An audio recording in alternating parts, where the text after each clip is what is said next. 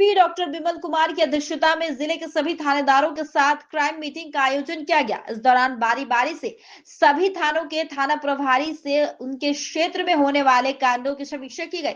बेहतर पुलिसिंग करने वाले थानेदारों को शाबाशी, जबकि फिसड्डी साबित होने वालों को फटकार मिली।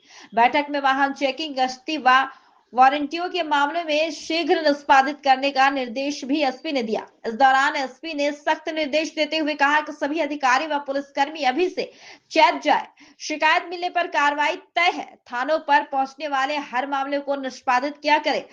थानाध्यक्ष अपने अपने क्षेत्र को गुंडा पंजी में शामिल अपराधियों की कुंडली भी तैयार कर ले। वहीं मीडिया से बात करते हुए उन्होंने कहा कि पॉक्सो और महिला अत्याचार से जुड़े मामले के साथ हत्या और डकैती से जुड़े मामलों के जांच में तेजी लाने का निर्देश दिया गया है।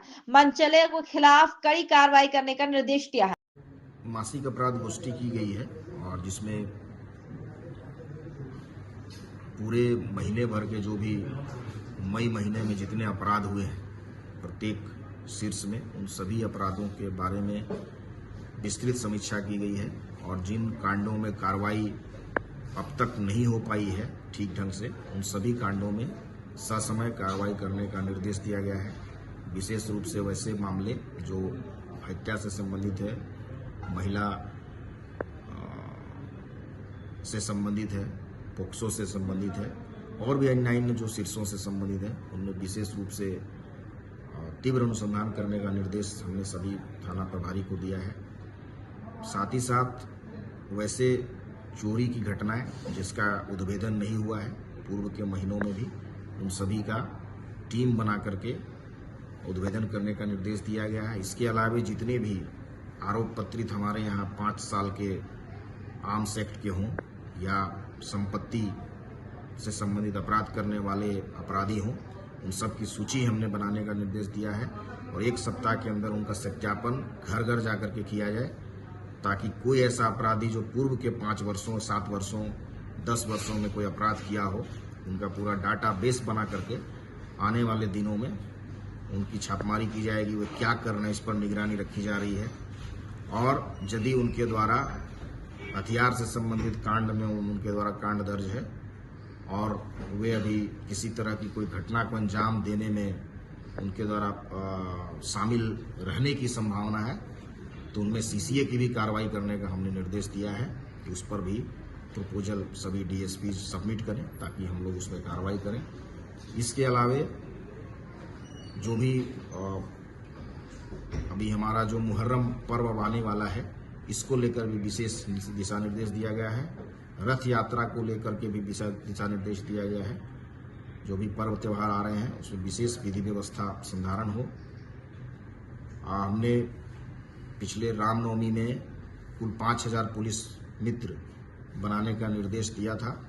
इस बार इसको बढ़ा करके 10,000 पुलिस मित्र पूरे जिले में बनाने का निर्देश सभी थाना प्रभारी को दिया है, ताकि सभी धर्मों से लोग शामिल रहें और धार्मिक सद्भाव के साथ मुहर्रम और जो भी पर्व त्यौहार आ रहे हैं उनका संपादन किया जा सके। इसके अलावे पूर्व के वैसे लंबित कांड जो रहे हैं उनको लेकर के विशेष निर्देश दिया गया है और एसडीपीओज को प्रत्येक सप्ताह उनका रिव्यू करने का निर्देश भी हमने दिया है।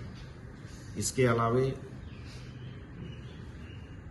सभी अनुमंडल क्षेत्र में, चारों अनुमंडल में प्रत्येक शनिवार को पुलिस के फिटनेस के लिए हमने ये निर्देश दिया है कि प्रत्येक शनिवार में जो है वो दौड़ का आयोजन किया जाएगा, जिससे पुलिस के प्रत्येक पदाधिकारी, कर्मी, कांस्टेबल से लेके सभी रैंक के स्तर के फिट रहें।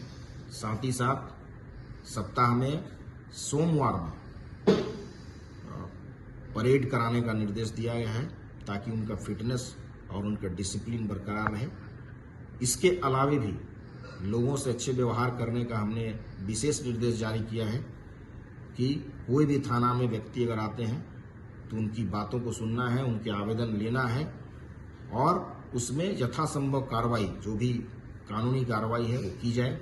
यदि उसमें जांच आवश्यक है तो जांच की जाए, क्योंकि अभी जो प्रोविजन है उसके आलोक में 15 दिन की जांच का एक पुलिस उपाधीक्षक के स्तर के पदाधिकारी को शक्ति प्राप्त है और उसके उपरांत भी उसमें प्राथमिकी दर्ज हो सकती है। तो 15 दिनों के जांच की भी एक जो प्रावधान किया गया है उसको उसके आलोक में वे कार्रवाई करें और लोगों को न्याय मिल सके, इस दिशा में हमने कहा है। इसके अलावा जो पूर्व के लंबित वारंट हैं, इश्तेहार है, कुर्की है, इन सभी का तेजी से निष्पादन सुनिश्चित किया जाए और साथ ही जो CCTNS को लेकर के हमारे यहाँ जो प्रोविजन है उसको भी कंप्लायंस करने का निर्देश दिया है। और भी विस्तृत निर्देश पासपोर्ट सत्यापन को लेके, चरित्र सत्यापन को लेके ससमय हो, लोगों को किसी तरह की कोई दिक्कत नहीं हो, कोई तकलीफ ना हो और लोगों का ससमय उन सभी चीज़ों का जो है उनको लाभ मिल सके। चरित्र सत्यापन हो, पासपोर्ट सत्यापन हो, ये सब समय हो, समयबद्ध तरीके से हो, इसका भी निर्देश हमने दिया।